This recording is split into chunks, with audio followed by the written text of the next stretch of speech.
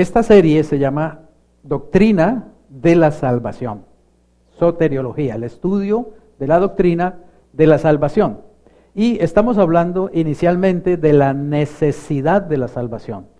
Hoy vamos a seguir hablando de la barrera universal y vamos a hablar de un aspecto de esa barrera universal que se llama la deuda de pecado. Porque el hombre al pecar, nuestros primeros padres al pecar en el paraíso, al desobedecer a Dios, ellos perdieron esa comunión con Dios, perdieron su relación con Dios. La Biblia dice que murieron espiritualmente. Morir espiritualmente significa que ellos ahora ya no podían tener contacto personal con Dios como lo tenían estando en el paraíso. Y Dios tampoco podía tener contacto personal con ellos. Es decir, apareció una separación entre Dios y el hombre por el pecado. Y esa separación es como una barrera, digamos, que se levantó entre Dios y el hombre, y la conocemos como la barrera universal, cuando estudiamos, digamos, la doctrina de la salvación. Y esa barrera universal, podríamos decir, está como compuesta, digámoslo así, por 4 grandes bloques. El primer bloque se llama la santidad o el carácter santo de Dios. El segundo bloque es la deuda de pecado. El tercer bloque es la esclavitud satánica. Y el cuarto bloque, la muerte espiritual. Ya hablamos acerca de el carácter santo de Dios. Ya hablamos de cómo realmente el hecho de que Dios es santo constituye un obstáculo para que Dios se pueda acercar al hombre y para que el hombre se pueda acercar a Dios. Como Dios es santo y Dios no puede tener compañerismo, contacto con un hombre pecador, entonces hay una barrera entre los dos. Y como el hombre es pecador, pues aunque quiera tener una relación con Dios, no puede tenerla porque Dios es un Dios santo. O sea, el carácter pecador del hombre y el carácter santo de Dios los separa, aunque ambos quisieran estar unidos, estar juntos. ¿Entendemos eso? Así que el pecado entonces se constituyó como una especie de abismo, o podemos verlo también como una gran barrera entre Dios y el hombre. Ahora, lo que Dios ha hecho en la Biblia y el mensaje del Evangelio consiste en mostrarnos qué es lo que Dios ha hecho por medio de Jesucristo para destruir esa barrera. ¿Entendemos esto? Y lo que vamos a ver en esta serie es cómo precisamente cada bloque de esa barrera fue siendo destruida a través de la persona y la obra de Jesucristo. Y vamos a ver entonces qué es lo que la Biblia enseña en ese sentido. Hoy vamos a ver el segundo aspecto de esa barrera, o la barrera número 2, que es la deuda de pecado. Porque el hombre al pecar adquirió una deuda con Dios. Amén. Le preguntaba ahora a la doctora Clarita, precisamente, ¿cierto? ¿Qué pasa cuando una persona comete un delito? Mire, Colombia tiene unas leyes, ¿cierto? Colombia tiene una constitución, Colombia tiene unas normas, Colombia tiene unas leyes. Y todos nosotros somos ciudadanos colombianos. Y la ley nos obliga como ciudadanos colombianos a vivir de acuerdo a esa constitución, a vivir de acuerdo a esas normas, a esas leyes. Y esas leyes dicen que si nosotros o alguno de nosotros las rompe, las transgrede, digamos, no las obedece, pues la misma ley se va a encargar de darnos un castigo. ¿Por qué? Porque cuando una persona comete un delito, esa persona adquiere una deuda. ¿Está claro? Una deuda con, digamos, con el Estado colombiano, una deuda con la sociedad colombiana.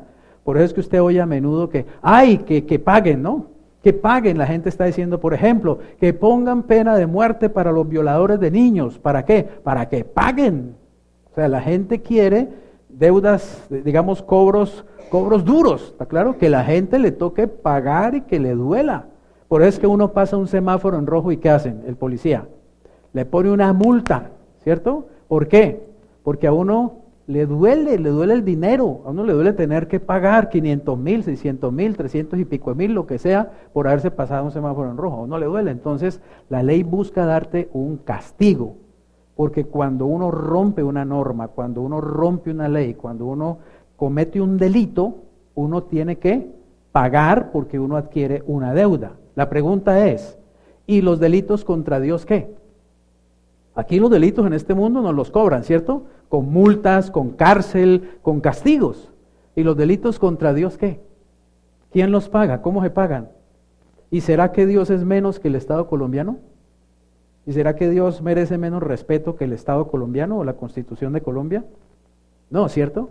Pero entonces tenemos que entender que el pecado entonces realmente nos ha puesto a toda la raza humana en deuda con Dios. Y realmente es una deuda que es tan grande que no ha habido ningún ser humano que la pueda pagar.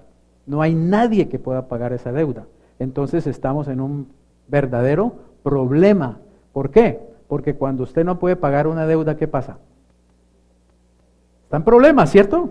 Usted está en graves problemas cuando no puede pagar una deuda. Pero ahora estamos hablando de un mal negocio que hizo el ser humano, que hizo Adán y Eva. Ellos hicieron el peor negocio en el paraíso. Adquirieron una deuda de pecado y nos metieron a toda la raza humana en la misma deuda. Nosotros heredamos esa deuda, ¿está claro? De nuestros primeros padres. Y toda la raza humana tiene una deuda con Dios que nunca ha podido pagar y que nunca va a poder pagar realmente. Bien, esa deuda de pecado crece y crece y crece permanentemente. Romanos 4, 1 al 5 dice lo siguiente: ¿qué pues diremos que halló Abraham, nuestro padre, según la carne? Es decir, ¿qué pudo haber alcanzado Abraham según la carne? Porque si Abraham fue justificado por las obras, tiene de qué gloriarse, pero oiga esto, pero no para con Dios. ¿Qué es estar en la carne o qué es andar en la carne? Andar en la carne es estar simplemente separado de Dios. En el estado natural en que el hombre nace en la carne, es decir, nace espiritualmente muerto. Físicamente vivo, está en la carne, pero espiritualmente nace muerto, nace separado de Dios. Y la Biblia dice que todo lo que el hombre hace en su carne, es decir, sin Dios, al fin y al cabo no le sirve para con Dios. Que se puede gloriar humanamente hablando, pero no para con Dios. Ni siquiera Abraham. Abraham era una excelente persona, ¿cierto? Pero aún dice que Abraham, ni siquiera Abraham, según la carne, se podría gloriar para con Dios. Ahora dice, ¿por qué? Porque, ¿qué dice la Escritura? Creyó Abraham a Dios y le fue contado por justicia. Noten esta expresión, contado por justicia. Es decir, contado como a una persona que ha hecho lo justo. Humanamente hablando, óigame bien, humanamente hablando, ¿qué ser humano hace realmente lo justo ante Dios las 24 horas del día? Los 365 días del año. Nadie, ninguno. Nadie alcanza la justicia que Dios exige, la que Dios pide, humanamente hablando, ni siquiera Abraham. Por eso dice que Abraham no fue justificado, es decir, Dios no se lo contó como justicia por las obras en la carne, sino porque Abraham le creyó a Dios. Dios justifica a una persona, Dios se lo cuenta por justicia a una persona cuando la persona le cree a Dios. No cuando la persona busca hacer humanamente sin Dios obras que pueden ser buenas humanamente hablando, ¿está claro? Que pueden recibir aplausos humanamente hablando, que se pueden ver muy bien humanamente hablando y que inclusive también es necesario hacerlas humanamente hablando, pero que no cuentan delante de Dios para justicia, porque no se puede justificar el hombre por las obras delante de Dios, solo lo puede hacer mediante la fe, y eso fue lo que Abraham consiguió, no por las obras, sino por la fe, porque Abraham le creyó a Dios y le fue contado por justicia. Pero oigan lo que dice, pero al que obra, oigan esto, al que obra, no se le cuenta el salario como gracia, sino como ¿qué? Como deuda. ¿Cuál es la idea? Si yo voy a querer justificarme delante de Dios, si yo voy a querer salvarme por mis propias obras, si yo voy a querer entrar al cielo con mis propias obras, si yo voy a querer comprar la salvación con mis propias obras, mientras más obre y mientras más obre y mientras más obre, lo que estoy adquiriendo es más deuda y más deuda. ¿Me hago entender? No estoy adquiriendo gracia, no estoy adquiriendo perdón, no estoy adquiriendo salvación. Lo que está haciendo es que mi deuda se está haciendo cada vez más grande.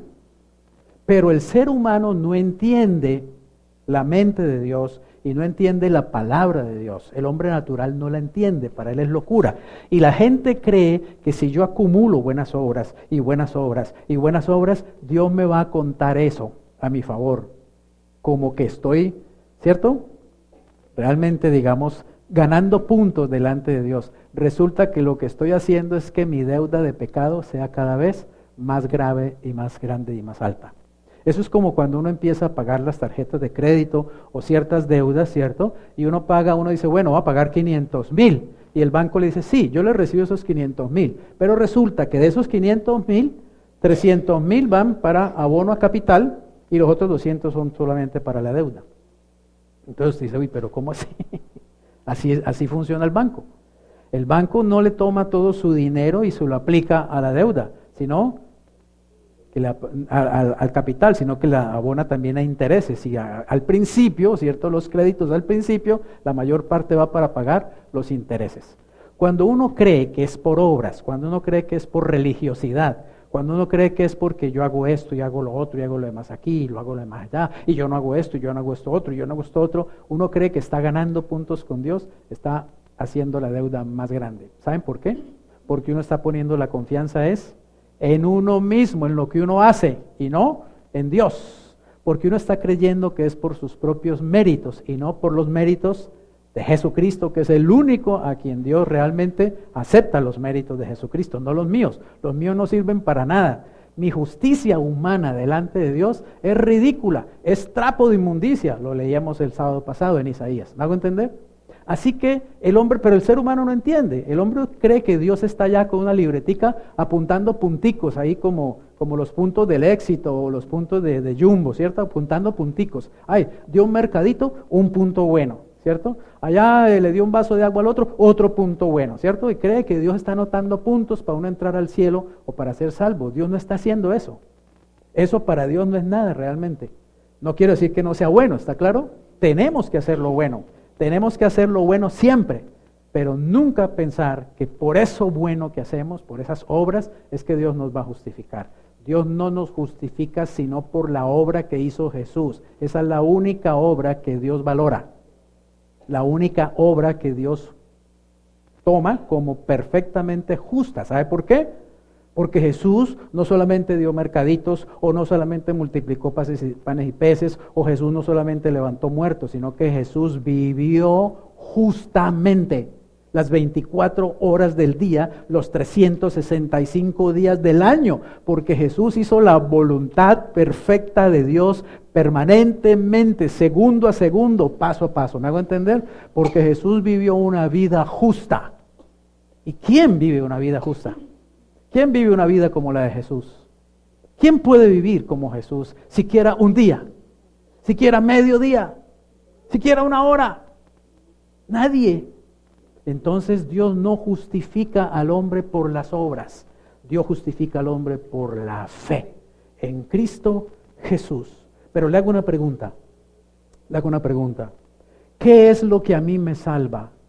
¿Mi fe o me salva lo que hizo Jesús? Realmente.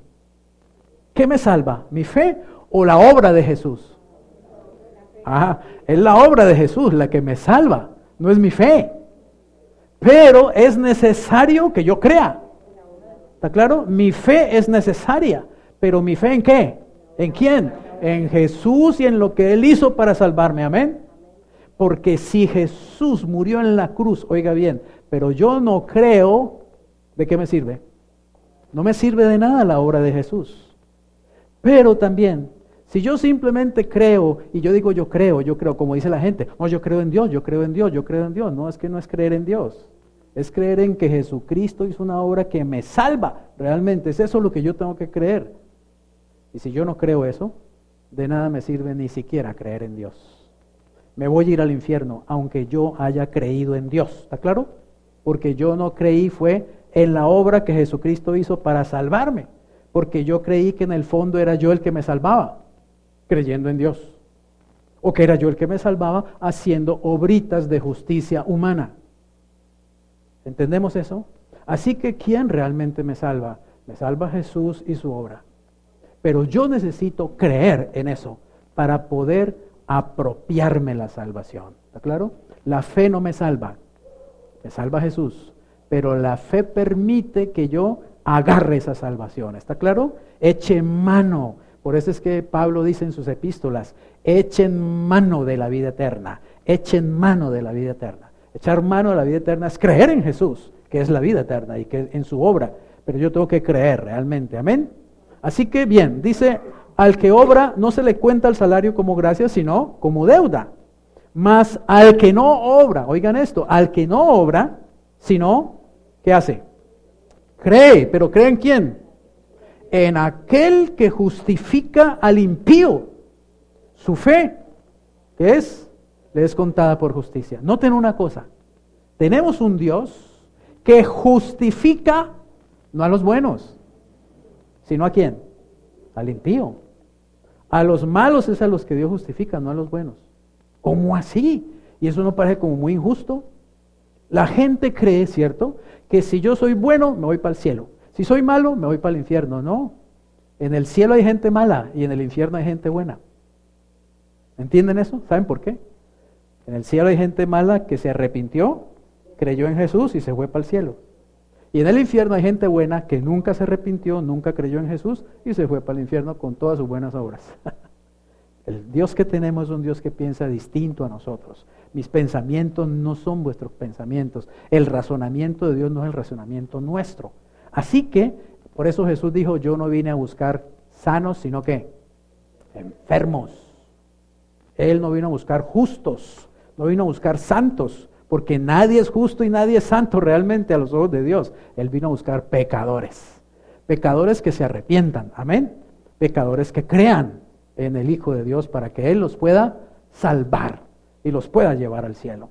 Así que no es al que obra, al que Dios salva, sino al que no obra, sino que cree. Pero pregunta, pastor, entonces una vez que yo creo, entonces yo no tengo que hacer nada más, no tengo que hacer obras. Claro, haz todas las obras que puedas, pero no es para que te salves, porque ya estás salvo. No es para comprar la salvación, porque Cristo ya la compró por ti. Tú tienes que creer que eres salvo y como eres salvo, entonces te agarras a hacer lo bueno. ¿Está claro? En agradecimiento a Dios, en respuesta a esa salvación que yo ya recibí. Mire, una cosa es cantar, a ver si me pongo alegre, ¿cierto? Y otra cosa es estar alegre y entonces cantar. Yo no canto para ponerme alegre, yo canto porque ya estoy alegre. Yo no hago obras para salvarme, pero yo hago obras porque ya estoy salvo. ¿Amén? Esa es la realidad. En respuesta a que ya yo soy salvo y soy salvo por gracia, mediante la fe en Jesús, yo me agarro a hacer lo bueno. Y tengo la motivación de hacer lo bueno. ¿Por qué? Porque ya tengo la salvación. Pero si yo creo que tengo que comprar la salvación, o que tengo que cuidar la salvación porque si no me la quitan, pues voy a vivir es con miedo todo el tiempo. Y lo que yo hago, lo voy a hacer es realmente con una mala conciencia. A ver si me salvo, a ver si Dios no me manda al infierno, a ver si Dios me mira las obritas y a lo mejor Él dice, bueno, ya tiene 36 obras buenas y 4 pecados, ganaron las obras buenas, se va para el cielo. Ese no es el método de salvación de Dios. El método de salvación es por gracia mediante la obra de Jesús. Amén. Eso tenemos que tenerlo bien claro. Y eso es lo que la Biblia enseña y es lo que la palabra de Dios enseña. ¿Qué es el pecado? Porque estamos hablando de la deuda de pecado. ¿Qué es el pecado? Una definición sencilla de pecado sería esta. Es cualquier falta de conformidad con el carácter moral de Dios. Oiga, ya sea que lo hagamos en pensamiento, ya sea que lo hagamos en palabras, o ya sea que lo hagamos en hechos. Es pecado, es todo lo que no satisface la demanda de Dios. Y en pocas palabras, ¿qué demanda Dios? Oiga, perfección absoluta. Dios no dice, no, hagan cualquier cosita ahí de mediocre y ya, yo les acepto eso, ¿no? Como aquellos hermanitos que una vez llegaron a una iglesia, entonces, hermano, nosotros queremos adorar al Señor, pues estas guitarras son muy malas, esas le faltan cuerdas, esta está rota, y nosotros en realidad no somos buenos músicos, no somos buenos cantantes, en realidad nosotros nunca hemos estudiado canto ni nada, pero queremos hacerlo para la gloria de Dios. ¿Entienden eso? Mediocridad. Pensamos que para Dios las cosas a veces son mediocres.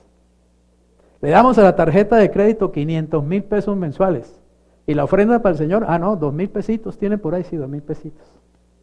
Siempre para Dios creemos que es lo menos, lo malito, lo mediocre, porque no entendemos el Dios que tenemos. Porque no entendemos delante de quién estamos. Porque no hemos aprendido a valorar el Dios que se ha revelado a nuestro corazón. Pensamos que Él se contenta con cualquier basurilla, con cualquier mediocridad. Que Dios dice, no, sí, haga cualquier cosita ahí que yo lo meto al cielo. Yo soy muy bueno y tranquilo que usted puede hacer cualquier cosita y yo me lo llevo para el cielo. No, ¿sabes a quién se lleva Dios al cielo? Solamente a alguien que sea perfecto como Él es perfecto. Por lo tanto, no se lleva a nadie por perfección personal, ¿me hago entender? Solo por la perfección de Cristo es que yo voy a ir al cielo. Si no fuera porque Cristo es perfecto, su pastor estaba en la olla, se iba a ir para el infierno, con Biblia y todo, me iba a ir para el infierno. ¿Me hago entender? Pero es gracias a Jesús que me salvó. Es por su perfección, es por su santidad, es por su amor, es por su misericordia, es por su justicia que yo soy salvo. Y es gratis, es por gracia. Amén. Yo no he tenido que comprar mi salvación, ni la tengo que pagar a cuotas, como muchos piensan que la están pagando a cuotas, la salvación. La salvación es un regalo, es gratis. Y simplemente si la crees y la recibes por fe, la empiezas a disfrutar y la empiezas a experimentar. Pero es por gracia. Ahora, el pecado entonces, nota, es cualquier falta contra el carácter moral de Dios. ¿Qué es el carácter moral de Dios? O digamos, ¿cuándo Dios ha expresado su carácter moral? Lo encontramos en las tablas de la ley. Ahí está el carácter moral de Dios. Eso es, digamos, lo que moralmente Dios exige de nosotros. Amén. Que lo amemos sobre todas las cosas. Que no adoremos, ni tengamos ídolos, ni nos inclinemos, ni veneremos imágenes de ningún tipo. Que honremos a nuestros padres y a nuestra madre. Que guardemos la fiesta del Señor o el día de reposo, inclusive dice la Escritura. Que no matemos, que no robemos, que no mintamos, que no usemos su santo nombre en vano, que no forniquemos, que no adulteremos. Ese es el carácter moral de Dios. Pregunta, ¿hay algún ser humano que cumpla con eso? Nadie. Nadie cumple con esos 10 mandamientos. Nadie jamás ha cumplido. Nadie los está cumpliendo y nadie nunca los va a cumplir. ¿Saben por qué? Porque se trata no solo de hechos, sino también dice de pensamiento, de palabras y de hechos. Jesús dijo, ¿se acuerdan? Si un hombre mira a una mujer y la desea, ya adulteró con ella. Entonces uno puede decir, no, yo nunca me he acostado con una mujer que no sea mi esposa. Por lo tanto, yo nunca he adulterado. Y le dice el Espíritu Santo que a la vecina que te mantenías mirándola por la ventana y, ¡ay, cómo está linda la vecina! ¿Sí? Adulteraste hace rato con ella, eres un adúltero, ¿está claro? Entonces, en las emociones, en las actitudes y en los pensamientos, todos hemos matado y comido del muerto, ¿o no? Así que somos una parranda de pecadores, que lo único que merecemos es el infierno. Pero no vamos a ir al infierno gracias a que Jesucristo hizo lo que tenía que hacer. ¿Amén? Hizo lo que yo no puedo hacer, lo que yo nunca pude haber hecho. Entonces, el que hizo, Él pagó mi deuda de pecado. ¿Está claro? Mi deuda de pecado. Él la pagó. Por eso tengo que vivir de rodillas delante de Él, dándole gracias, exaltándolo, bendiciéndolo y contándole a otros que hay uno que paga la deuda de pecado. Y que no te va a pedir intereses por eso, y no te va a decir que abones a capital, ni nada parecido. Es un regalo maravilloso, la salvación, la justificación. Mira, en esa escala que está ahí, ¿cierto? Esa escala significa que el número que está arriba, el 100 exactamente, es la justicia de Dios, ¿está claro? La justicia divina. Es decir, es lo que Dios pide. Dios no pide 99.99999, no, Dios pide 100. Por lo tanto, no hay nadie en la tierra, humanamente hablando, que llegue a 100. No hay nadie, solo hay uno, ¿no? Jesús. De resto nadie. Entonces, ¿qué pasa? De 100 para abajo, todo es simplemente justicia humana. Y la justicia humana, Dios no la contabiliza como pago de justicia, sino que Dios la contabiliza como deuda. A cada acto de justicia humana, lo que hago es simplemente acrecentar mi deuda. Increíble. Así que no hay manera entonces de pagar humanamente hablando esa deuda. Es impagable esa deuda. A menos que alguien la pague, ¿está claro? A menos que alguien la pague. Humanamente nadie la puede pagar. Esos dos pajaritos que están en la jaula, noten que uno está más arriba y el otro está más abajo, ¿cierto? Pero el que está más arriba está libre porque está más arriba. No. Igual están ¿qué? Esclavos, están encerrados, viven en una jaula. Así es el ser humano. Miren, no importa si alguno está en 50, en 60, en 70, en 100, lo que sea, ¿no? En 100 no digo, en 90. Porque hay personas que evidentemente uno tiene que reconocer, ¿cierto? Que son mejores que otras, ¿o no? Y uno también a veces hasta se anda comparando, ¿o no? No, yo soy mejorcito aquí que fulano. Yo hago esto mejor que sutano. No, yo sí creo que yo soy más bueno que merengano, ¿cierto? Pero es que en el país de los ciegos el tuerto es rey. Pero cuando uno ahí se compara con Dios, ¿qué? Cuando yo me comparo, cuando su pastor se compara con Jesucristo, imagínense. ¿Cómo cree que salgo yo en el examen? Salgo mal, salgo reprobado. Yo no soy nadie comparado con Jesús. No me puedo comparar con Jesús. Él es demasiado perfecto, Él es demasiado santo, Él es demasiado grande, Él es demasiado puro. Yo al lado de Él soy una inmundicia, realmente. Por muy bueno que yo me pudiera creer, o por muy buenecito que usted me pueda ver. ¿Me hago entender? Pero humanamente, olvídate. En el corazón hay podredumbre y hay maldad. Hay maldad en nuestros pensamientos, hay maldad en nuestras palabras muchas veces, hay maldad en nuestras actitudes, ¿o no? Hay maldad en nuestros deseos. ¿Cuántas veces? Que no se nota, ¿cierto? Que no se ve, pero que lo hay, sabemos que lo hay. Porque el pecado está ahí adentro, el pecado mora en nosotros, en toda la raza humana. Así que no hay ninguno, no hay uno solo que pueda estar libre de esa jaula. Toda la raza humana está encerrada en una jaula que se llama el pecado, la deuda de pecado. Ahora, nota esto. El pecado es tres cosas en la Biblia. La Biblia lo muestra de tres maneras distintas. La Biblia muestra el pecado como un acto, ¿sí? El pecado como un acto es una violación o una desobediencia a la voluntad de Dios. Por ejemplo, no mates y mato, ¿qué estoy haciendo? Un acto de pecado. ¿Qué estoy violando? Una ley que dice, no mates. Miento. ¿Qué estoy haciendo? Estoy haciendo un acto de pecado. ¿Por qué? Porque estoy violando un mandamiento que dice, no mientas. Entonces, el pecado es un acto, pero también es un estado. ¿Qué es esto como estado? Dice ausencia de justicia divina. Oiga bien, los humanos no nacemos sin pecado y luego lo adquirimos como adquiere uno una gripa o un SIDA o un cáncer. No, los humanos ya venimos con la gripa y el cáncer y el SIDA adentro, ¿está claro? Desde que nacemos ya lo traemos adentro. O sea que nosotros nacemos en un estado de pecado. Y nacemos con una deuda de pecado. Todo bebecito que cualquier madre mece en sus brazos ya viene con el pecado adentro, con el problema adentro, con la enfermedad adentro. ¿Está claro? Así como hay enfermedades genéticas, ¿cierto? Hay bebés que ya vienen ahí con una polio, ya vienen con un problema cerebral, ya vienen genes, así también. En la genética humana viene una cosa que se llama el pecado, que es una naturaleza, es una inclinación, es una cosa, es una fuerza que me lleva a mí a hacer lo contrario a la voluntad de Dios.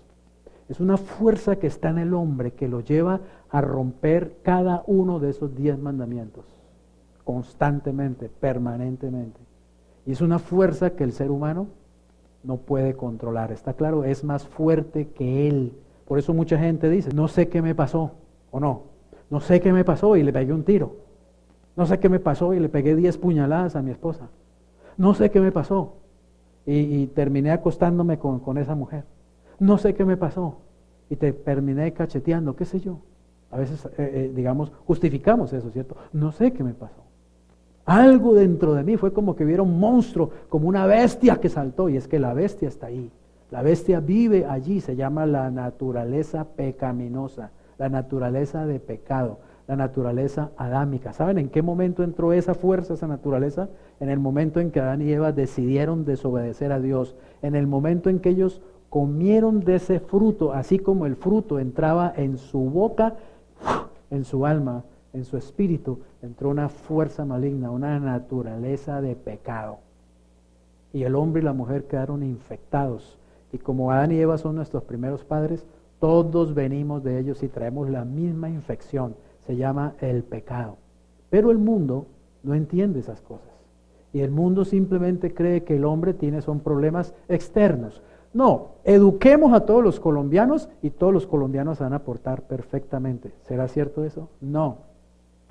El hombre que secuestró a esa niña pequeñita, campesina, y la sodomizó, y la violó, y la mató, era un arquitecto educado de las mejores familias de Colombia. ¿Entienden lo que quiero decir? El pecado actúa en los que están más educados y en los que están menos educados. El pecado es una maldición que está en el ser humano, es una enfermedad. Y el pecado, oiga bien, no lo cura un psiquiatra, no lo cura un psicólogo, no lo cura un médico, no lo cura un cura, no lo cura un pastor, no lo cura nadie humanamente hablando, no lo cura la religión, ni la filosofía. El pecado solamente lo resuelve Dios. Porque el problema del pecado es un problema espiritual, no es un problema solamente de tipo moral, ni es un problema cultural, ni es un problema físico, es un problema espiritual. Y solo Dios, que es espíritu, puede resolver un problema tan profundo como ese. Y ese pecado es el que nos lleva a tener cada día una deuda más grande y más impagable delante de Dios. Ahora, no es solamente, como digo, un estado, sino que es una naturaleza. Esa es una naturaleza enemiga de Dios. Es algo acá adentro que me dice, ¿está claro? Dios dice, no mates, y eso me dice, mata, mata. Dios me dice, no adulteres, y esa naturaleza me dice, adultera, adultera. Y como estamos en una sociedad que cada vez menos respeta a Dios, y menos respeta la palabra de Dios, y menos respeta la ley de Dios, sino que al contrario te estimula a hacerlo. Ah, ya eres novio, acuéstate con tu novia, ¿cuál es el problema? ¿Sí? Y eso se llama fornicar, y la Biblia dice, no fornicarás. Ah, que la vecina está bonita y te hace ojitos y toda la cosa, ah, pues acuéstate con ella, chévere, papaya servida, papaya partida, ¿sí? Y eso se llama adulterar. Y la ley moral de Dios dice, no adulterarás. Y mentimos todo el tiempo, y chismoseamos todo el tiempo, y juzgamos a los demás, y criticamos a los demás. Y la palabra de Dios dice, ojo con tu lengua, cuidado con tu lengua. Pero no, ¿qué importa? Si Dios no nos interesa, no nos importa lo que Él piense, no nos importa lo que Él haya dicho, lo que Él mande, al fin y al cabo Dios nos tiene sin cuidado. Solo lo necesitamos cuando tengamos algún problemita, un incendio, entonces como a los bomberos los llamamos para que nos arregle el incendio y punto. De resto no nos importa Dios. No hay temor de Dios en esta sociedad. Es una sociedad que cada vez alienta más al pecado y al pecado y al pecado y a la maldad. Si te gusta, hazlo porque tú eres libre, sencillamente. Y cuidado lo criticas al otro. Y cuidado le dices que no. Porque tú tienes que ser tolerante. Tolerante. Tienes que aguantarte todo lo que sea porque tienes que ser tolerante. Tú no puedes decirle a un niño ahora que tiene que ser un hombrecito porque eso ya es estar tratando de manipular su carácter. ¿Está claro? Porque tú no puedes imponerle eso al niño. Si él quiere ponerse una faldita desde los 5 años, tienes que dejar que se la ponga y al contrario tienes que ir a comprarle la más bonita, la que está de moda, porque esa es la expresión de la libre expresión de la personalidad. Tú no puedes darle parámetros morales, tú no puedes darle, digamos, no puedes ponerle cercos, tú no puedes darle normas, reglas, porque eres un anticuado. Y entonces, ¿qué tenemos en la sociedad cada vez? Más libertinaje y más maldad, y más deuda de pecado, y más ofensa a Dios, al carácter moral de Dios. Pero nosotros los cristianos no pensamos así, nosotros pensamos diferente. Nosotros pensamos de acuerdo a la palabra de Dios y no comemos cuento de toda esa basura que dicen en la calle. Amén. Ahora bien, mire este árbol. Ese árbol tiene una raíz, ¿cierto?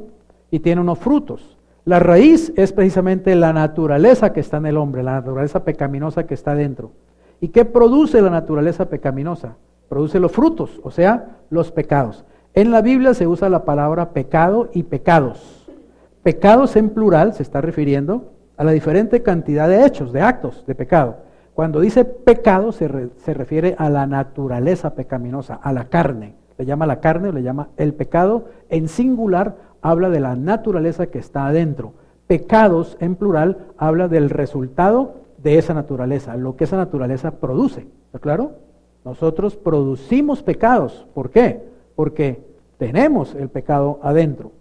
Dice Efesios 2:1, y les dio vida a ustedes cuando estaban ¿cómo? Muertos en sus delitos y pecados. Note que el problema del hombre no es que está enfermo ni siquiera. El problema del hombre es que está muerto.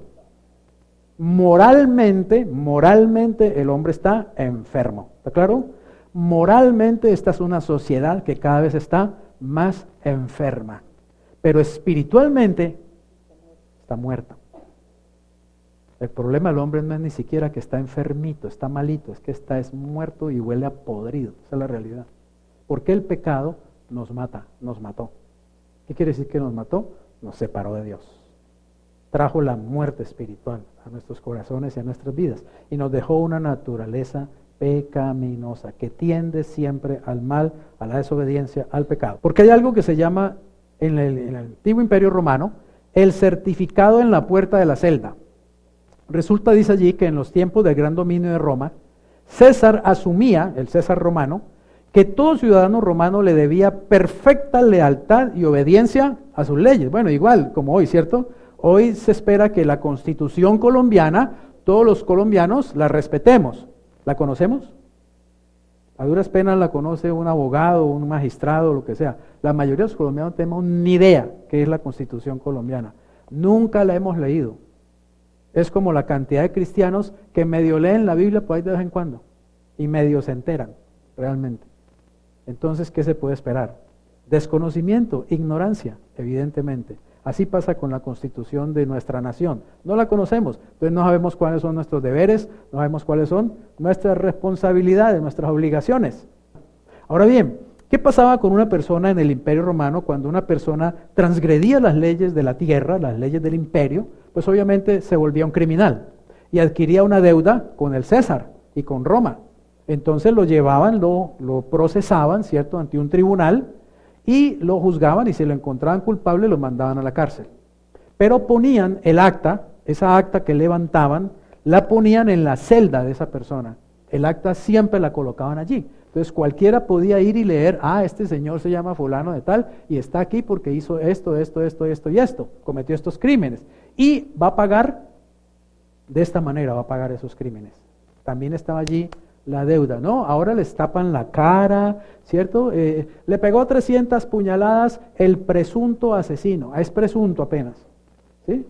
Es apenas presunto, no le pueden decir asesino porque primero tienen que ir a vencerlo en juicio, ¿cierto? Y primero tienen que comprobar que sí es la persona y todo ese cuento, ¿no?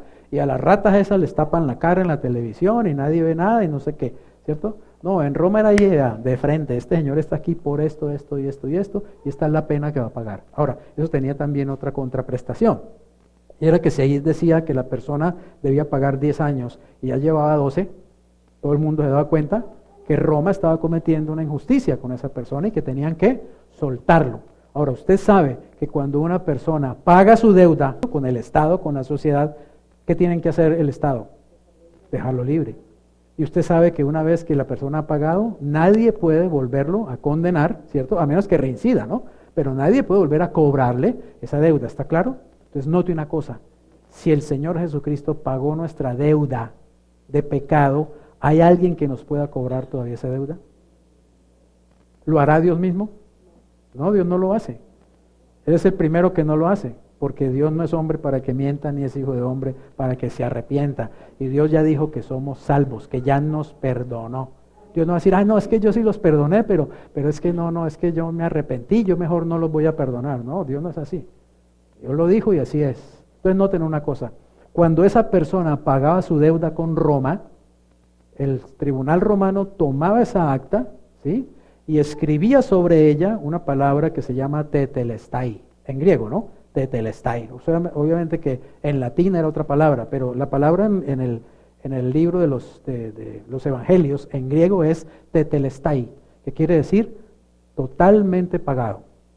Es la palabra que Jesús usó en la cruz, cuando Él dijo, consumado es. Esa es la palabra tetelestai. O sea, cuando Cristo en la cruz exclamó, consumado es, lo que Él estaba diciendo es, está completamente pagado. He venido a pagar y acabo de pagar todo, absolutamente la deuda está pagada. Eso quiere decir que estamos libres de la deuda y nadie nos puede volver a cobrar esa deuda. Pero obviamente tenemos que haber creído, habernos arrepentido y haber creído en el Señor Jesucristo. Si no, la deuda sigue estando ahí, sigue vivita. Ahora bien, esa persona una vez que salía mantenía ese documento en su mano, porque esa era la prueba de que él ya había pagado. Nosotros tenemos más que un documento, tenemos al Espíritu Santo morando en nosotros, que da fe de que somos hijos de Dios, amén, y que nuestra deuda está pagada, ya fue pagada. Por eso el Señor pone un sello, pero el sello no lo pone en un papel, el sello lo pone en el Espíritu nuestro, se llama el Espíritu Santo. Tan pronto una persona cree en Jesucristo, su deuda queda pagada para siempre, eternamente, y viene el Espíritu Santo para comprobar y corroborar que esa persona es salva, que es hijo de Dios y que va al cielo, amén, porque su deuda ha sido pagada completamente. Pero hay un leguleyo, hay un abogadillo, hay un tinterillo de mala muerte que se llama Satanás, que va a venir a decirte que no, que todavía tienes deuda, que tienes que pagar, que tienes que hacer esto o aquello, o lo demás aquí o lo demás allá, o que tienes que dejar hacer esto, dejar aquello para poderte salvar. No le creas a ese mentiroso. Muéstrale el documento que dice, mira, pedazo de abogado de pacotilla, aquí dice que Jesús pagó por mí. Ya mi deuda está cancelada. No le debo nada a Dios. No le debo nada a Jesucristo, menos te debo a ti, pedazo de alcornoque. ¿Qué te voy a deber a ti? Si no le debo a Dios, ¿qué te voy a deber a ti? Me refiero, no le debo a Dios en cuanto a esa deuda, ¿está claro? Pero ¿qué le debo a Dios?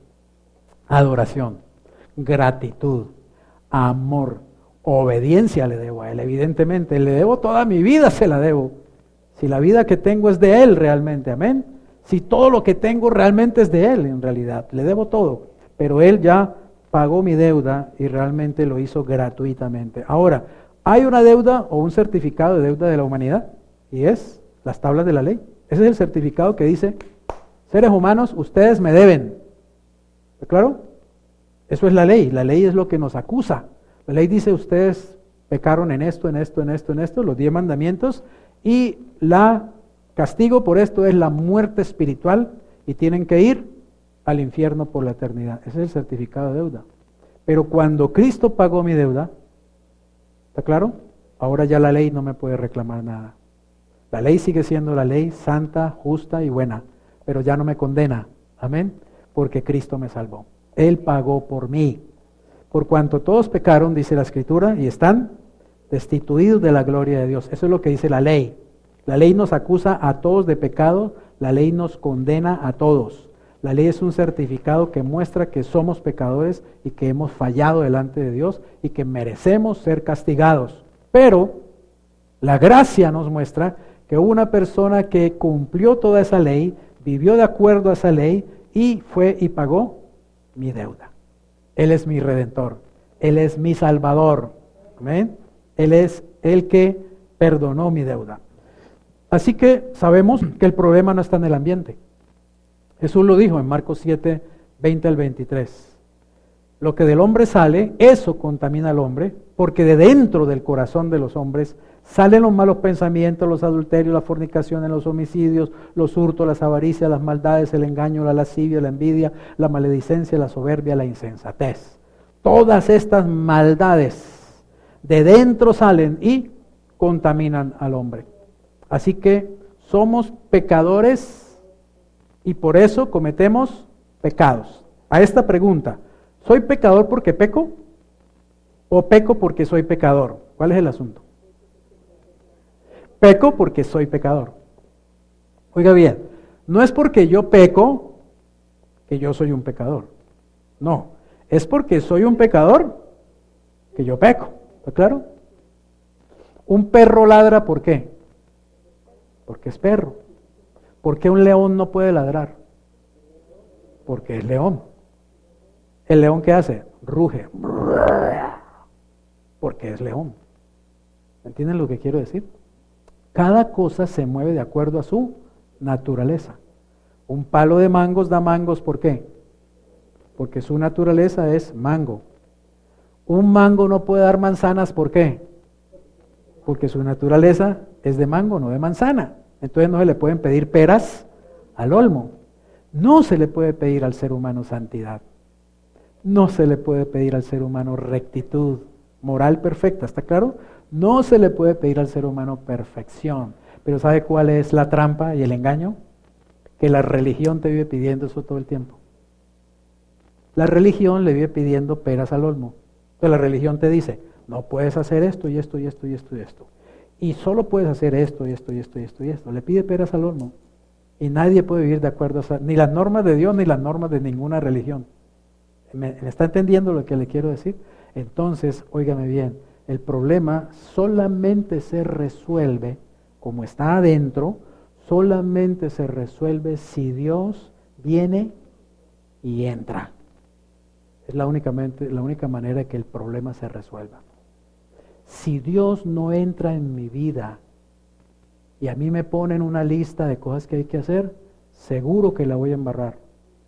Porque yo no tengo lo que se necesita para vivir de acuerdo a esa norma. ¿Me hago entender? Moralmente yo no tengo lo que se necesita para vivir de acuerdo a los 10 mandamientos. Porque no se le pueden pedir peras al olmo. Pero oiga bien, cuando Cristo, por medio del Espíritu Santo, viene y habita en mí, entonces yo quedo listo para empezar a vivir de acuerdo a eso. Pero no soy yo, sino Cristo que vive en mí. Amén. Pero ojo, porque los cristianos también siguen cayendo en la trampa. Reciben a Cristo, pero siguen creyendo que son ellos los que tienen que hacer eso. Y quiero decirte, en la carne nunca lo vas a hacer, jamás lo vas a lograr. Vas a fracasar una y otra vez, por más que lo intentes. Y el diablo va a venir a acusarte y a ponerte complejo de culpa y a decirte, qué mal cristiano eres tú. Es que no se trata de ser ni siquiera buen cristiano. Se trata de estar muerto y dejar que Cristo viva su vida, la de Él, no la mía, la de Él a través de mí. ¿Entiendes eso? Solo si Cristo vive a través de mí, Él podrá producir justicia divina. Él podrá producir verdadera santidad. Él podrá producir verdadero amor. Él podrá producir verdadera compasión. Él no es chismoso. Él no es juzguetas. Él no es criticón. Él no es mentiroso. ¿Está claro? Él. Yo sí. Yo soy una porquería. Permítame que se lo diga de esa manera. Yo en mi carne soy una porquería. Lo que es valioso en mí es Cristo. Por lo tanto, yo no confío en mí. Confío en Él. Y permito que sea Él. Y le ruego que sea Él. Siempre Él. Siempre Él. Le digo, Señor, que no sea yo. Que no sea yo porque tú sabes quién soy yo y la voy a embarrar. Que seas tú. Que seas tú. Que seas tú. Que seas tú. Solo tú. Ese es el secreto de la vida cristiana victoriosa. Es el secreto de vivir en santidad. El secreto de vivir en rectitud. Que no es nuestra, sino de Él. Pero Él que está en mí. Entonces, imagínate una persona que no tiene a Cristo y le pasan la Biblia, para que viva de acuerdo a la Biblia. Le pasan es un problema terrible. Imagínate una persona que no tiene a Cristo y viene a la religión y le da 30,000 normas. Lo metes en un problema bien grave. Y esa persona vive triste, frustrada, llena de culpa, sintiéndose una piltrafa. Pero en cambio, viene Cristo, el verdadero Señor Jesús, y te dice, te amo, ya te perdoné, ya pagué tu deuda, ya te limpié con mi sangre, ahora déjame que dentro de ti yo me encargue del asunto. ¿Está claro? Que yo me encargue del problema. Deja que sea yo a través de ti. Deja que yo ame a través de ti. Deja que yo perdone a través de ti. Deja que yo hable a través de ti. Deja que yo abrace al otro a través de ti. Amén. Déjame vivir a mí. Entiende que tú no puedes. En la carne nada puedes hacer. Entiende que necesito que estés muerto. Si me quieres seguir, tienes que tomar tu cruz y te tienes que morir. Porque si no mueres, vas a ser tú. Y si eres tú, la naturaleza pecaminosa te va a seguir manipulando y manejando y la vas a embarrar. Y el diablo va a venir a acusarte y te va a producir depresión. Y el diablo te va a tentar, porque el diablo sabe que tenemos naturaleza pecaminosa, entonces el diablo ¿qué va a hacer? Viene a tentarnos, ¿saben para qué? Para despertar la culebra, para despertar el monstruo, para despertar la naturaleza pecaminosa. Él es experto en saber despertar la naturaleza pecaminosa. Pero si yo estoy realmente asumiendo mi posición de que estoy muerto y no soy yo, sino que es Cristo, cuando el diablo viene a buscarme, no se encuentra con mi naturaleza pecaminosa. ¿Con quién se va a encontrar? Con Cristo. ¿Y puede ese chiflamicas algo contra Cristo? Pobre payaso, es una cucaracha al lado de Jesús. No puede hacer nada. Entonces cuando yo sé que no soy yo, sino Él, yo puedo decir, tú, Satanás, a mí no me tocas. No me tocas y no me toca. No me puede ni tocar siquiera. ¿Por qué? Porque mayor es el que está en mí. Mayor es el que está en mí. El que está en mí es un gigante poderoso. El que está en mí es el Hijo de Dios. El que está en mí es Dios mismo. Y Satanás tiene que dar la vuelta y se tiene que ir a fregar a otra parte. Pero si tú lo crees, si realmente lo crees, si en verdad tu mente está renovada al punto de que has creído a la palabra de Dios y la has metido en tu espíritu y en tu corazón y estás viviendo de acuerdo a esa verdad. Pero si estás viviendo en tus fuerzas, si estás viviendo en tu religiosidad, en tu legalismo, en tu moral humana, estás perdiendo la batalla. El diablo de todo eso se ríe, porque no hay hombre que lo haya enfrentado a él en la fuerza humana y lo haya podido vencer. Pero quiero decirte, el cristiano más pequeño, el cristiano más chiquito, lleno del Espíritu Santo, puede vencer a Satanás. Satanás es una pulga al lado de un hijo de Dios lleno del Espíritu Santo, porque está lleno de Cristo. Ese es todo el secreto. Entonces hay que aprender a vivir la vida cristiana en el poder de Dios, no en la mente humana, porque la paga del pecado es muerte, mas la dádiva de Dios es ¿qué? Vida eterna en Cristo Jesús, Señor nuestro. Conclusión: el hombre tiene una deuda de pecado que es imposible de pagar, a menos que alguien más pueda pagarla. Pregunta: ¿hay alguien más que pagó esa deuda? Nosotros sabemos que sí, amén. Y por eso ya estamos libres y nos sentimos libres, porque tenemos el conocimiento de la verdad. Pero ¿y el que no sabe?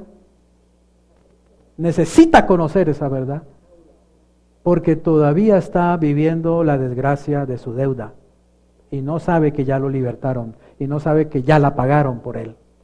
Y está viviendo en angustia y en preocupación y en miedo y en soledad. Y el diablo lo tiene ahí enredado y enredado y engañado.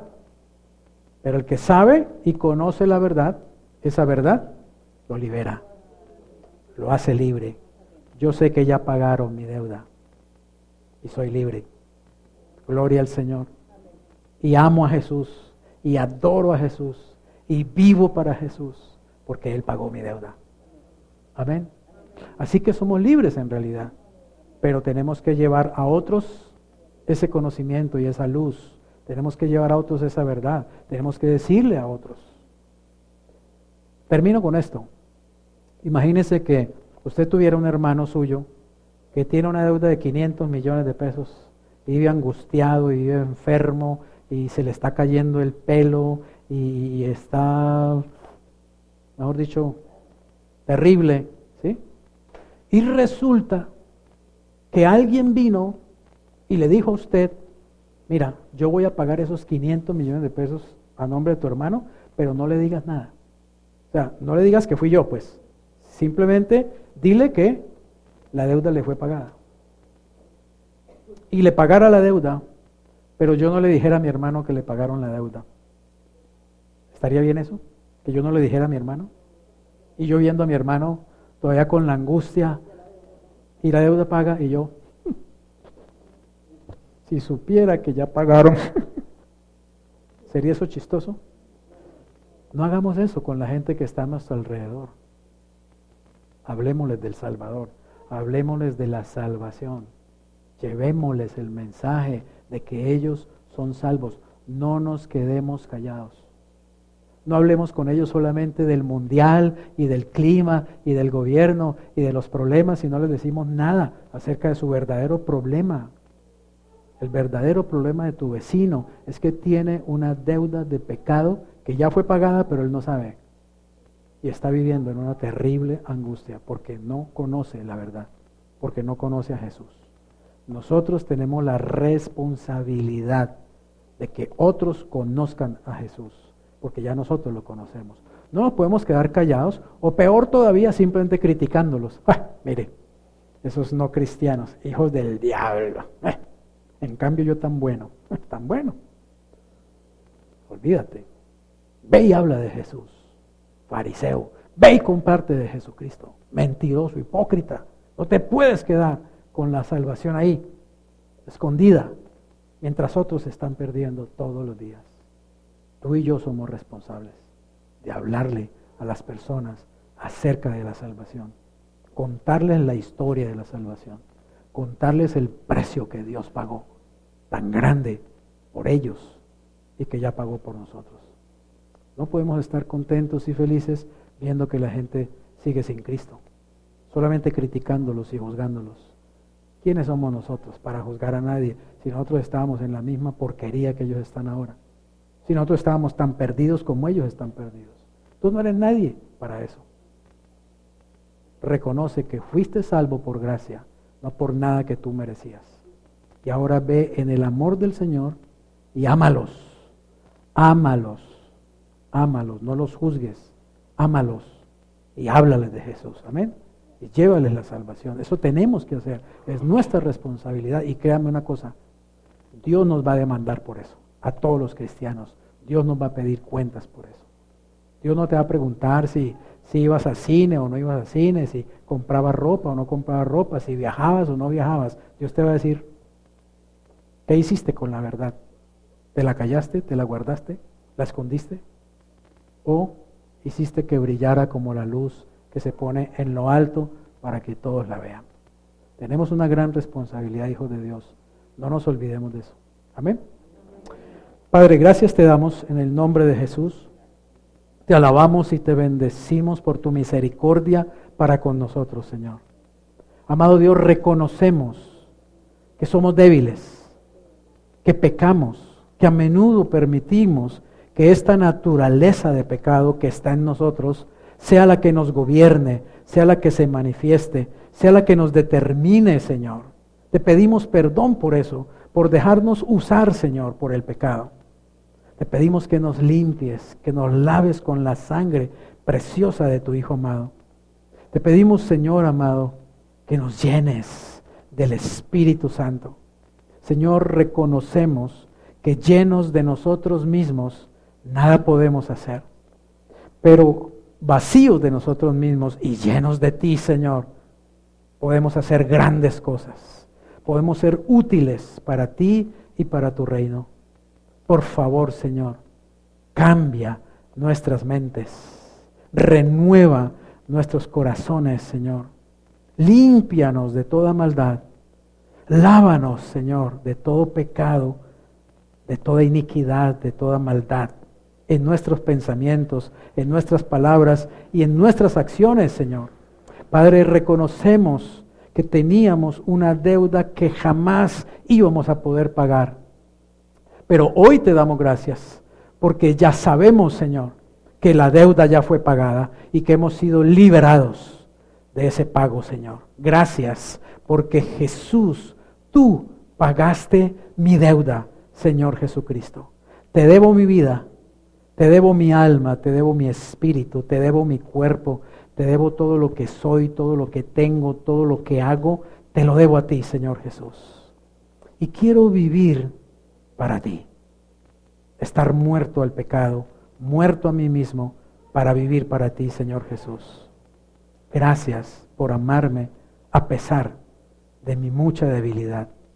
Gracias por haberme perdonado, Señor. Gracias por haberme salvado. En Cristo oramos, Señor.